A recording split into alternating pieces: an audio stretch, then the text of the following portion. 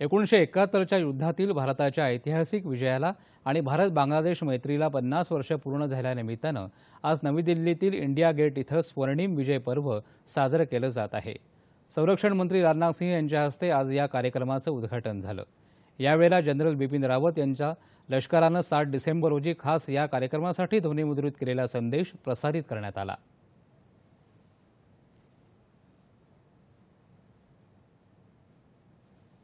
विजय पर्व के अवसर पर मैं भारतीय सेना की सभी बहादुर जवानों को हार्दिक शुभकामनाएं देता हूं।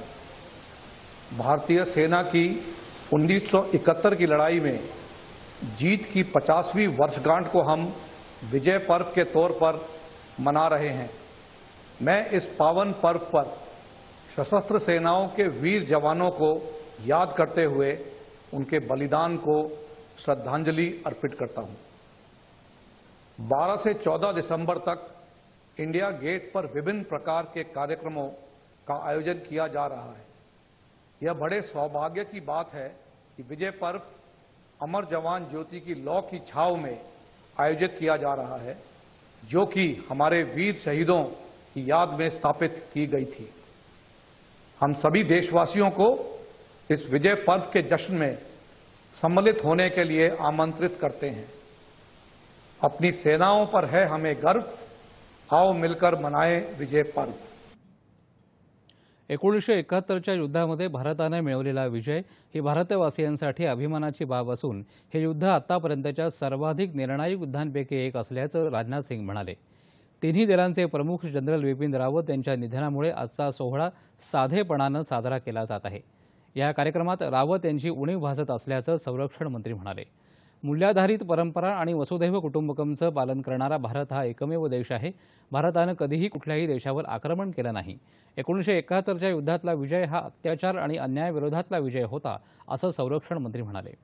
गेल्या 50 वर्षांमध्ये बांगलादेश विकासाच्या मार्गावर वाटचाल करत असल्याचंही त्यांनी सांगितलं।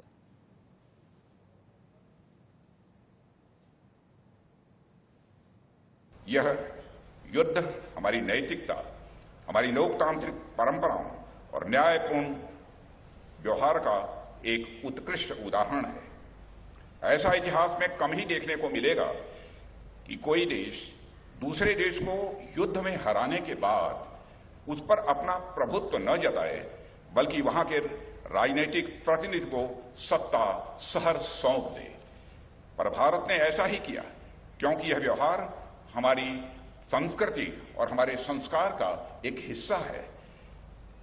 हमारी एक परंपरा रही है जिसके चलते भारत ने कभी किसी दूसरे देश पर न तो आक्रमण किया है, न तो दुनिया के किसी देश की 1 इंच जमीन पर भी हमारे भारत ने कभी कब्जा किया है।